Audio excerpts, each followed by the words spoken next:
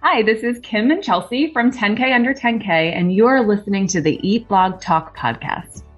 Food bloggers, let's take a moment to talk about a few things that Eat Blog Talk has to offer that is going to add value to your business and accelerate your growth.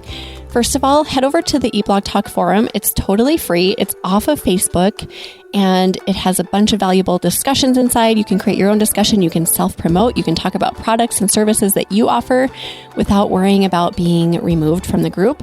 Go to forum.eatblogtalk.com to check it out. Also, I have hosted a few in-person retreats here in Minneapolis, Minnesota, and I'm going to continue that.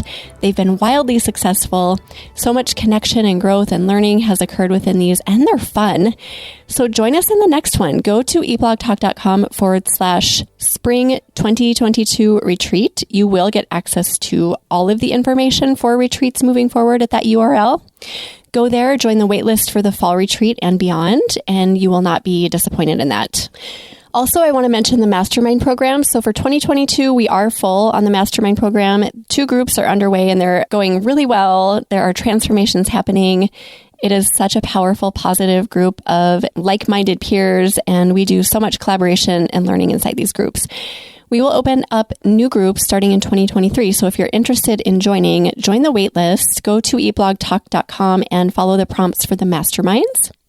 And last but not least, I've started a group coaching program for foodie creators who are interested in becoming foodie podcasters. If this is you, send me an email, megan@eatblogtalk.com, and let me know you're interested in this group coaching situation. Whether you just have an idea or you've already launched or anything in between, we will serve you, and we show up twice a month on group coaching calls where we'll answer all the questions you need to get answered so you can start a successful foodie podcast. There are so many ways that we can accelerate your growth and add value to your business, so I hope that you will take advantage of some of these. And now we'll get back to the episode. Hey, food bloggers. Welcome to Eat Blog Talk, the podcast for food bloggers looking for the value and confidence that will move the needle forward in their businesses. This episode is sponsored by RankIQ. I am your host, Megan Porta, and you are listening to episode number 317. Today, I have Kim and Chelsea with me, and they are going to do some debunking around the idea that the word influencer is a dirty word. 10K Under 10K is a unique coaching experience for bloggers, photographers, and influencers in the food space. Through their coaching and course offerings, founders Chelsea and Kim's goal is to help support, educate, and empower other creators in the foodie space to follow their passions and make their dreams a reality, no matter what their skill set or follower count is. Kim and Chelsea, hello. It's so great to have you back on the show. Hi, thank you so much for having us back. Oh, I love talking to you guys. You guys are the best. So I am wondering if you guys each have a second fun fact to share with us. Yeah, who should go first? Either one. Kim, why don't you go ahead? Okay. My fun fact is that I studied abroad in Austria for a summer, and I lived in the Sound of Music house while I was there. Whoa, that is so cool. Okay, my husband, he would kill me if I told you this, but he's obsessed with The Sound of Music because that's the only movie his parents allowed him to watch when he was a kid. Oh, I love that. They watched it like all the time. So now he knows like all of the songs, and our boys are like, oh my gosh, Dad, that is so weird and embarrassing. He would be very jealous of that. That's super funny. So embarrassing. Fact to follow that up, I had actually never seen the movie before. I know. Kim. So I watched it for the first time while like being in the house. It was a little surreal, but yeah, I had never seen it before. Everyone was like, "What are you doing here?" Oh, I love it. That's amazing. Okay, I'm going to tell my husband that tonight. He's going to be like, "What? Who is this lady?" Okay, so Chelsea, your fun fact. Okay, so my fun fact is that the town I live in is so rural that there's only one stoplight in it. Where do you live again? I live in Fairfield County in Connecticut, but my specific town is like protected by a land trust. So like 80% of it is just woods. So I have a lot of towns around me if I drive 20 minutes, but my specific town is just, wow. There's probably more deers than people. My gosh. Wow, that's awesome. Yeah, definitely different from the city I live in, but I love that. There's something cool about that too, being in a really rural, remote area and not like having the city life. There's something special about that. So definitely. It's also very on brand for you, Chelsea. True. Oh, I didn't know that. So that kind of supports Chelsea and who you represent. Is that authentic to you? Yeah. I'm a big animal lover and have vegan and vegetarian recipes that I share. So it's very on brand for me. I'm always feeding like the animals outside and wanting to care for everything. So, aw, that's really cool. Well, thanks, guys, for coming up with 2 fun facts. I appreciate it. Yeah. So you guys are here to debunk the idea that the word influencer is a dirty word. I have actually heard people discuss this in various places online recently, and I hadn't even really considered it before, but someone brought up, I don't know, just the fact that they didn't like the word influencer because it implies like I'm influencing people, and maybe that's like a negative connotation. So you guys are here to say like that, the opposite of that. So influencer actually can have a positive connotation. So let's just talk about that. Like, what do you guys, how do you define the word influencer, I guess, to start? Do you want to go or do you want It's like my jam. Well, really, anybody can be an influencer. I think there's this big stigma that you need 100,000 followers or anything like that. You really can be an influencer with, I mean, even 500 people, 500 followers, that you still have an influence. And what it means is that you can influence change in the world. You can influence them to follow a certain diet. You can influence them to buy a certain product. It doesn't just have to have that negative thought behind it. You can influence them for positive changes too. So one of our good friends is a sustainability blogger, and she influences people to be more conscious about, microplastics and things like that. So there's just this really negative thought process around it. It does not need to be like that at all. Do you have anything to add to that, Kim? Yeah, I was just going to say, I think also in this day and age, and especially over the last 2 years, not to keep bringing up the P word, I'm not going to say it, but over the last 2 years, we haven't really been able to be in front of people that maybe the ones that we're usually going to for advice or for like, where is the best place to shop, or like, what's the best gluten-free flour to use. So we are online, and we're spending so much more time online and connecting with people online. And we're starting to build just trust with these people that maybe we don't really know in real life, but they show up for us day in and day out online. That becomes like the trust that you build with somebody like that becomes like the trust that you have with one of your besties, right? So now you start, like, I'll find myself logging into Instagram or TikTok and being like, I wonder what so-and-so has posted today. Oh my God, that like mocktail mixer looks amazing. I have to try that because everything he or she makes always looks so good. So it's just sort of like, to me, an extension of like your real life best friends. Well, I love that. So a couple of phrases I pulled out of there. First of all, you're creating change in the world. So being an influencer gives you the opportunity to stir up change. So it doesn't have to be like, I'm going to influence you to sell my product or to buy my product, and like somehow that becomes negative, but like you can create actual good change in the world. I love that. And then the trust thing, isn't that funny how we trust people that we meet online almost like what you said, as much as our best friends. Like I have gotten together with people that I had not met in person, and my real life friends were like, no, who, like, you're going to go like stay at a house with this person, And I'm like, of course I would. They're like my best buddies online. But it is crazy how much trust you can build just through the online space. And that's not just with your peers, but with people who are buying from you and who you are providing value to and all of that. So this kind of helps to round out that word influencer and take that negative edge off, I think.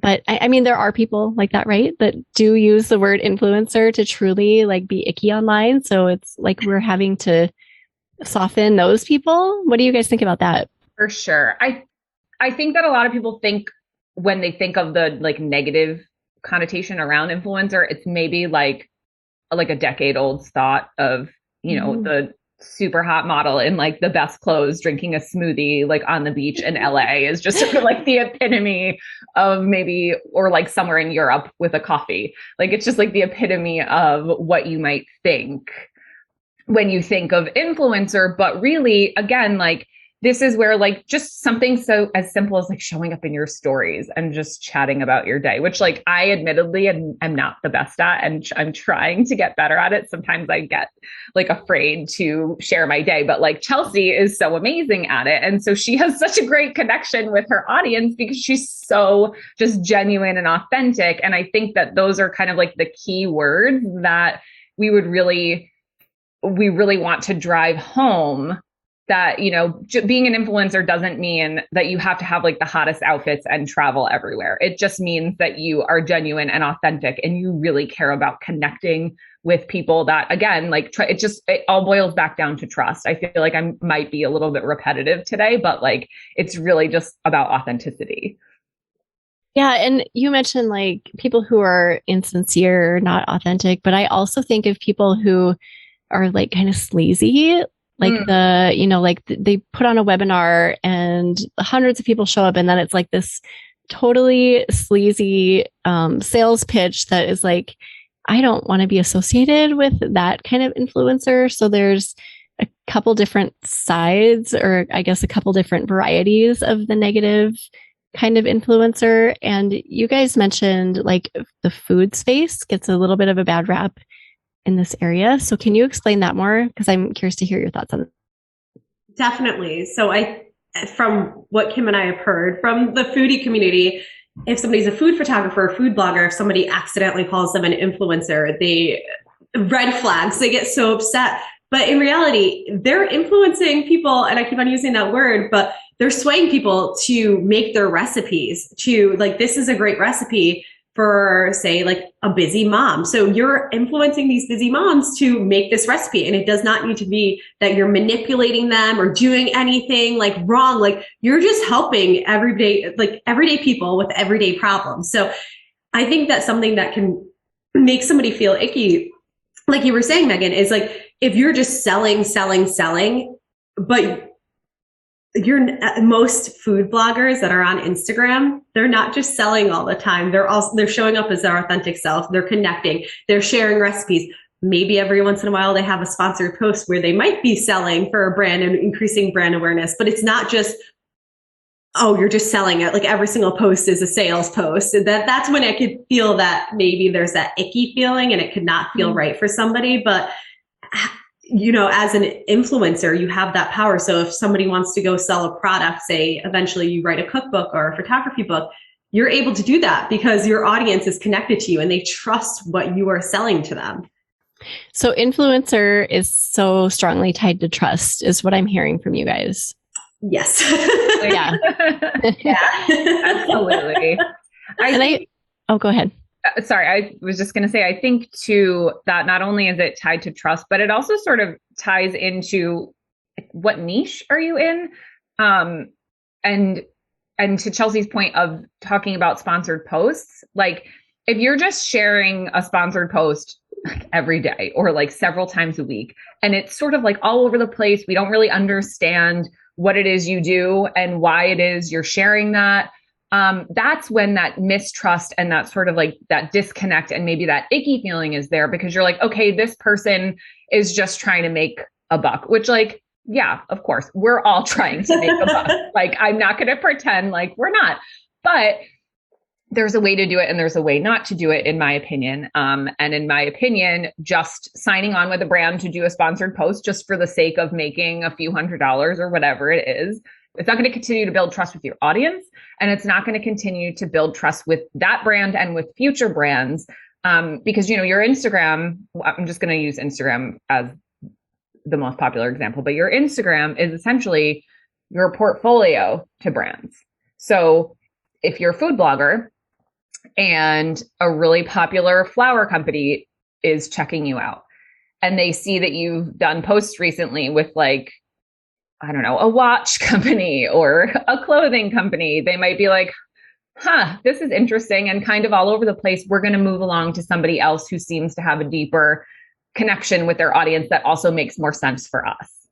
Like as food bloggers, it doesn't necessarily have to be like, oh, I'm a baking blogger, I can only partner with flour brands, vanilla brands, sugar brands. Like you can also partner with, you know, kitchen utensil companies. You could partner with like a company that makes cute rugs for your kitchen, like anything that would make sense in the space of a kitchen, or in the space of, even if you're a photographer / blogger, like your audience is probably divided between food bloggers and food photographers. So it wouldn't be insane to partner with like, you know, B&H or Canon or something like that, because it's still authentically within one of the niches that you are falling under. So as long as you're not like, you know, I'm a baking blogger and here I am showing you like these hiking boots. I don't know. It's just like, yeah,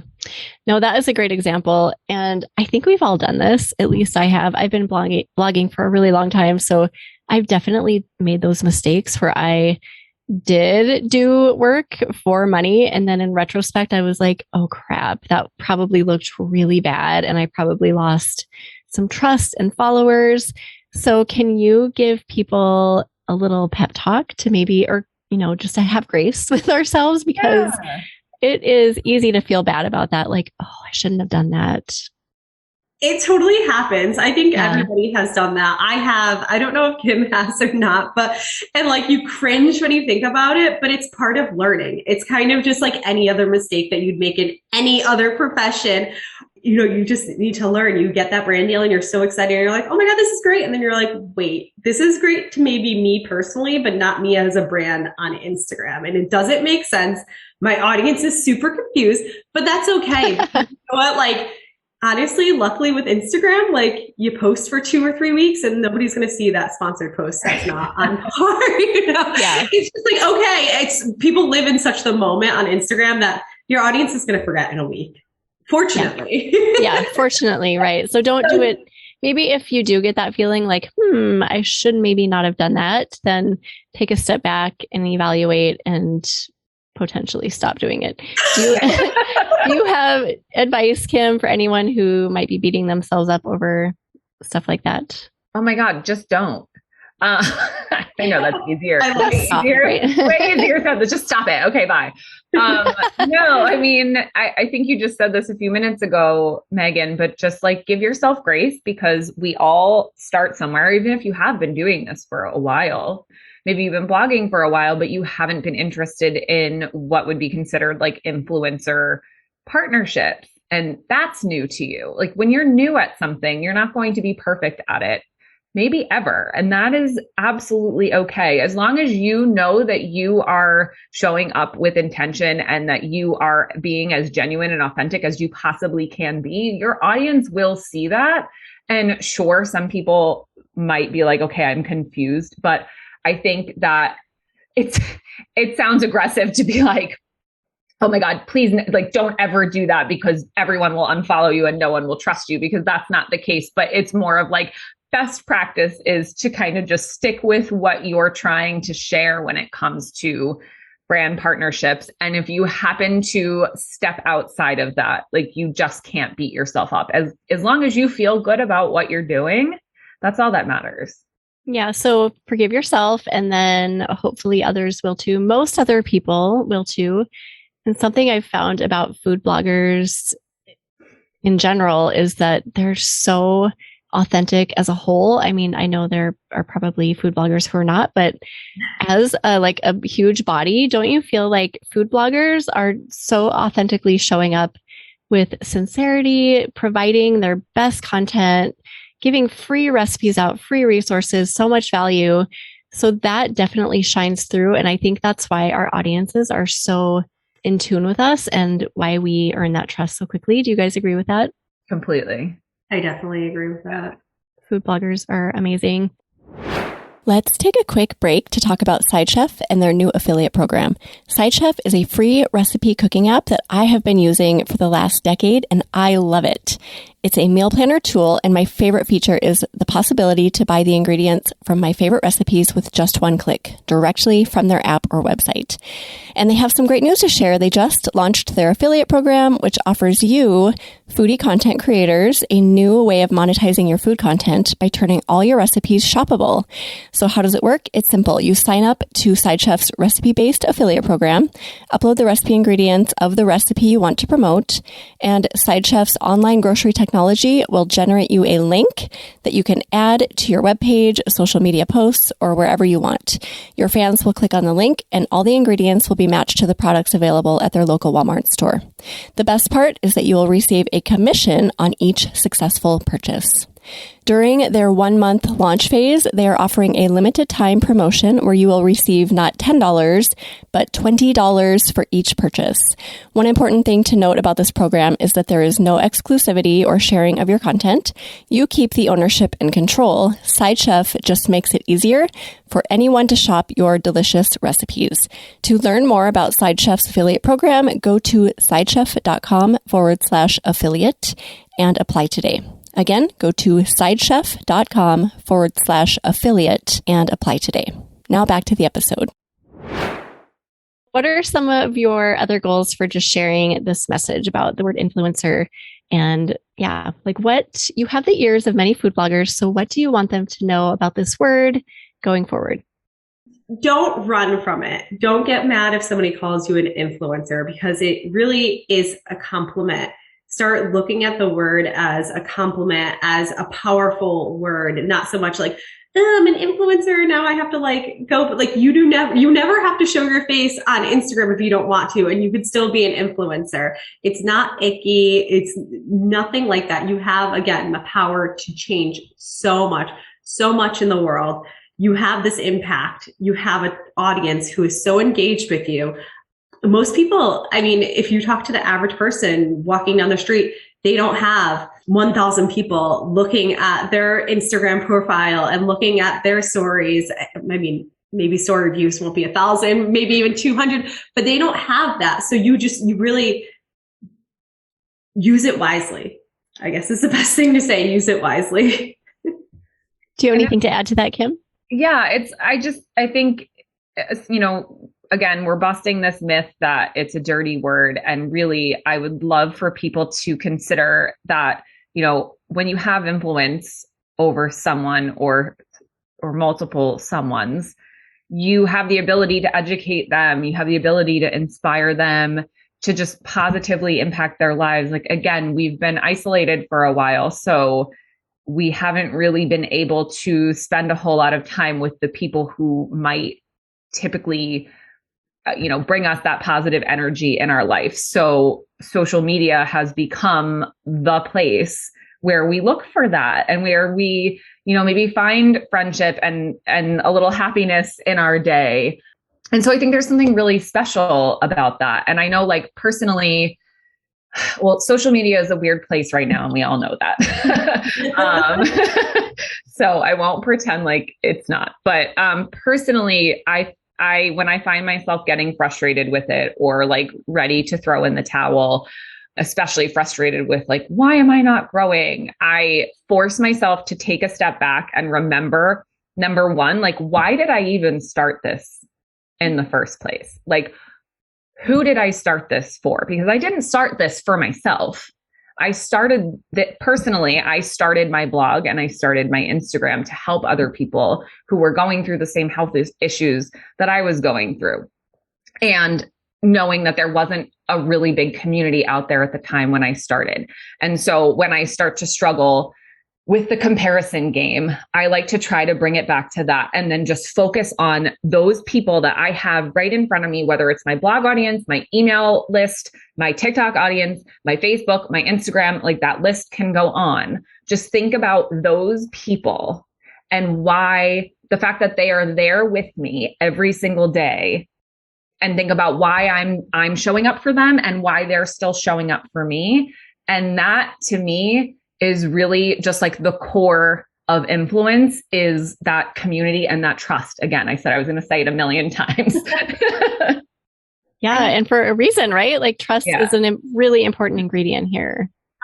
Go ahead, Chelsea. About too is like, I don't know if you watched the Britney Spears whole debacle and things like that, where the podcasters like figured out that I don't even know exactly what was going on, but if it wasn't for their platform and the awareness that they brought to that situation, it would still be going down. So that again, whether you like Britney Spears or agree or whatever, it's still just something to think about. Like, look at that impact that was made. Like, there's just so much impact that can be made. And I think that the word influence can sound so bad because it's like, oh, the power and conveying and stuff like that. So think of it more as like, you're guiding people and helping people. Because I think that it's hard to say like, oh my God, I influence people. Like, think you're guiding them, you're helping them. It's not like the puppet master. Yeah. Right, no, you guys broke that down so well. I've never heard it framed like that. Like, you're a guide, you're providing clarity, you're like here to help, you are creating change in the world. You're putting such a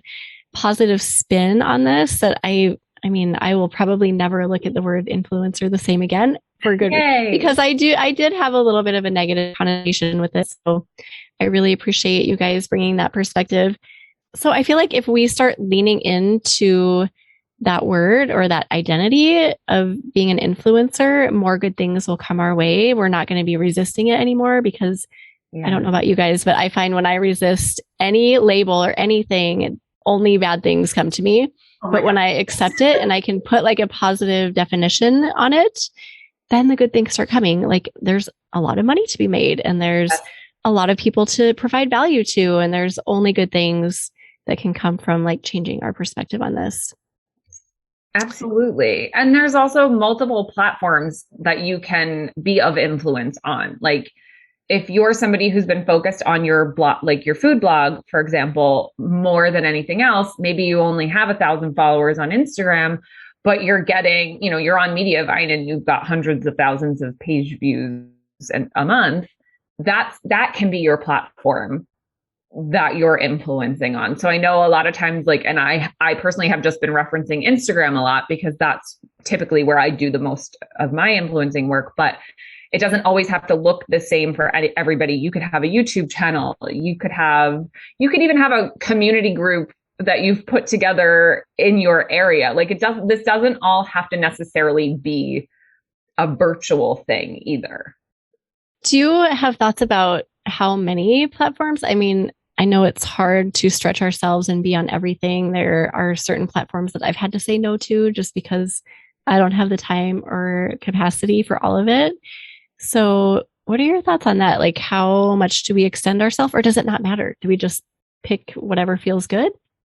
I'm all about, and I'm not sure, I feel like Kim might agree, lean into what feels good and what is going to make you, what's going to make you the most money in terms of you're doing like influencer, if you're partnering with brands, because if it does not feel good to you, you are going to resist it. So if you're someone like Kim and I are both on Instagram and we really love TikTok, we think that TikTok is the best upcoming thing. Like, as like we went from Facebook to Instagram to TikTok, it just keeps on evolving and there's going to be something else. But if for some reason you can't get onto TikTok and you don't want to do it, that's cool. You could stay on Instagram and have your blog and things like that. You could have a Facebook group, whatever feels good to you and whatever is going to like fill up your cup every day. That was well said. Do you have anything to round that out, Kim? I loved what you said, Chelsea. Yeah, actually, I read something interesting today. I saw something on Instagram and I wish I could remember the creator who posted it. I'm so sorry. I cannot. But they did a really in-depth post on just like, is Instagram dead? And so that hooked me right away because I'm constantly like, is this going to go away? Yeah.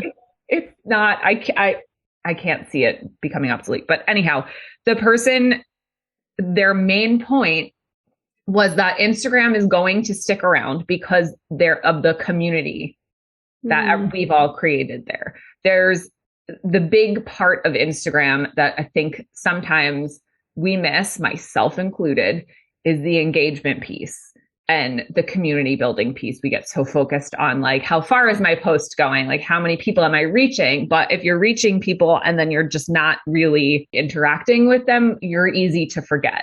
But if you're reaching these people and then you are interacting with them, you are having some sort of an impact on them, again, that's where you have the ability to influence. And so in that, right, I don't think that Instagram in particular is going to become a platform that is obsolete when it comes to influencer marketing. I know that a lot of people I have talked to and a lot of our clients get worried, is TikTok going to take over? And like, of course, I would be silly not to acknowledge the fact that TikTok is blowing up, but brands are still interested in working with influencers on Instagram and not necessarily both platforms at once.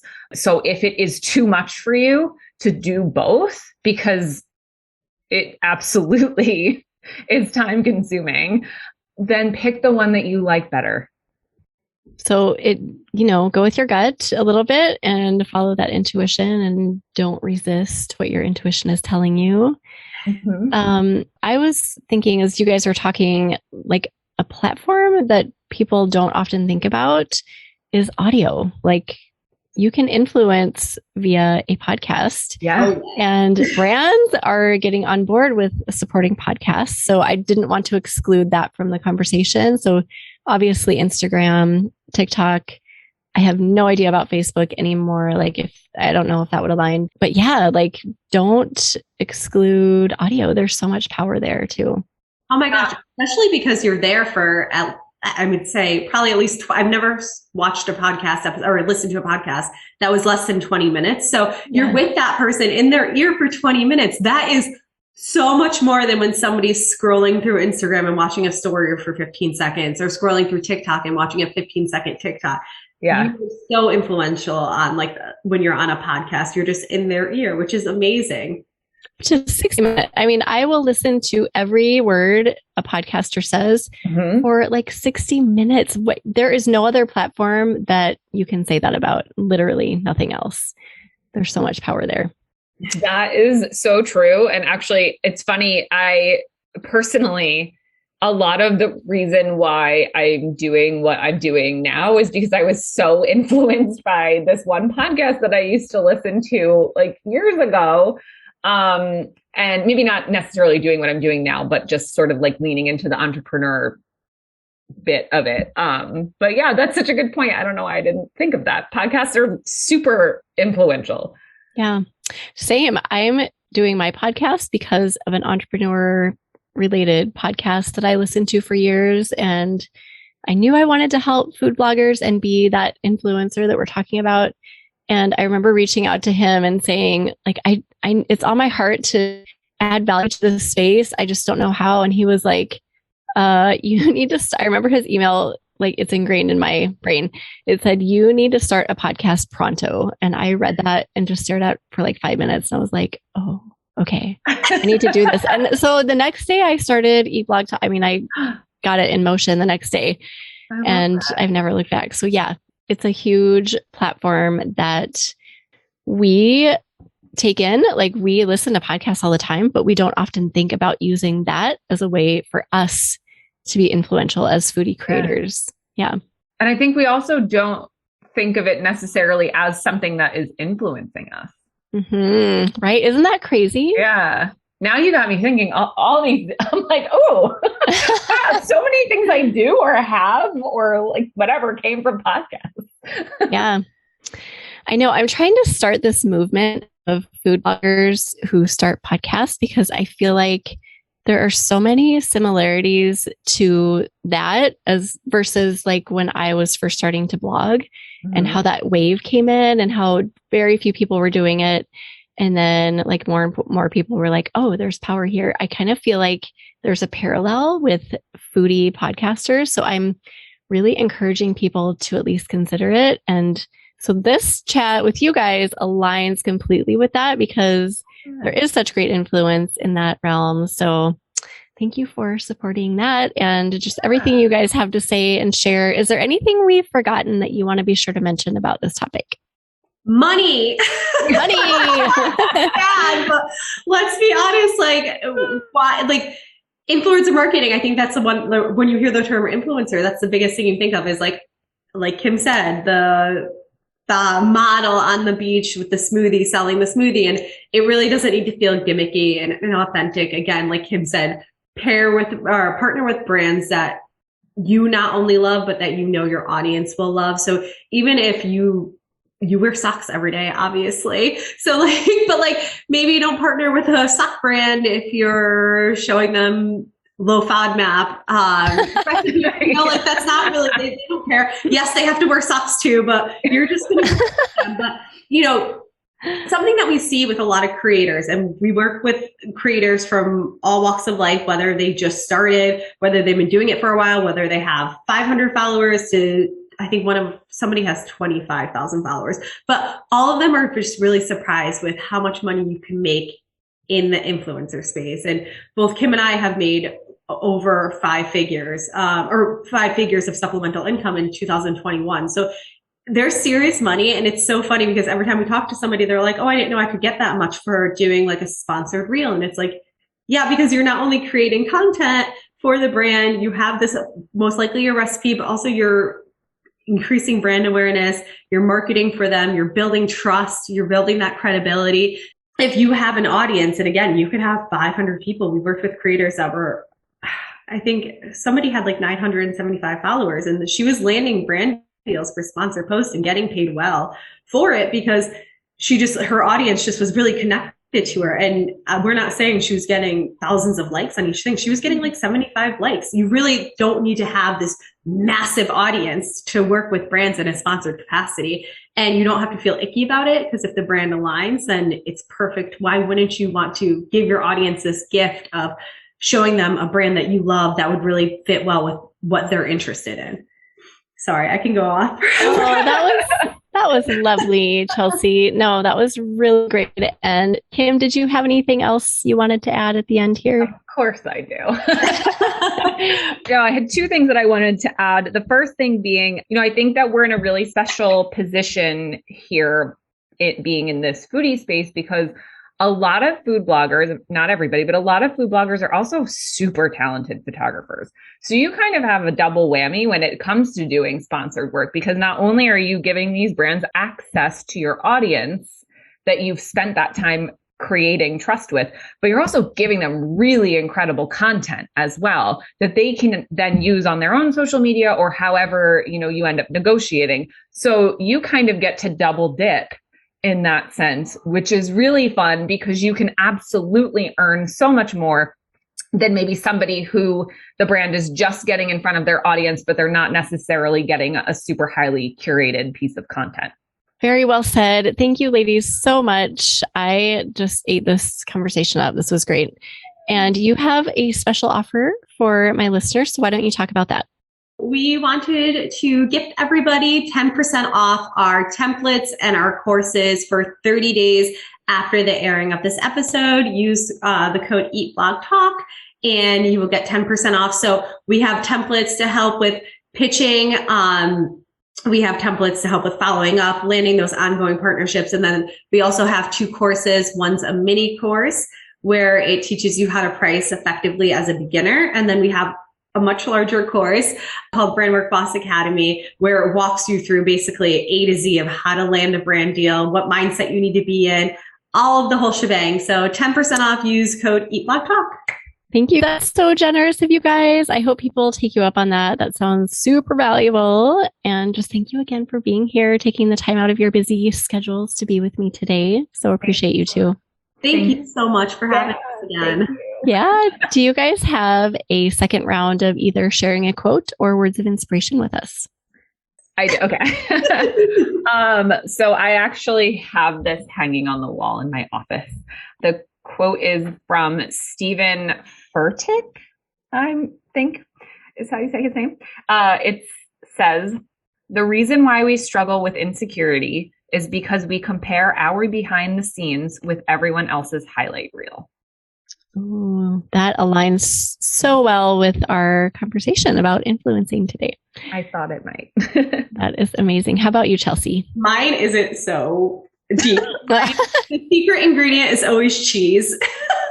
Oh, amen to that. I agree. I could eat cheese all day long. I am not even kidding. Literally. Oh my gosh, I love it. You guys are amazing. So we will put together another show notes for you. So if anyone wants to go look at that and to find the special offer, go to eatblogtalk.com/10K under 10K underscore 2. Does that make sense the way I said that? 10K under 10K underscore 2. Yep.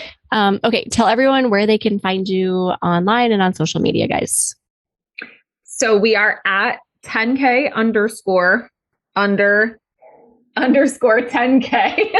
I had to think about that for a second on Instagram. And our website is through the link in our bio. It is so long, so you can just find it there on Instagram. Awesome. Well, you guys, everyone go check them out. It's such a pleasure chatting with you guys. I love our conversations. Thank you for being here and thank you for listening today, food bloggers. I will see you in the next episode. We're glad you could join us on this episode of Eat Blog Talk. For more resources based on today's discussion, as well as show notes and an opportunity to be on a future episode of the show, be sure to head to eatblogtalk.com. If you feel that hunger for information, we'll be here to feed you on Eat Blog Talk.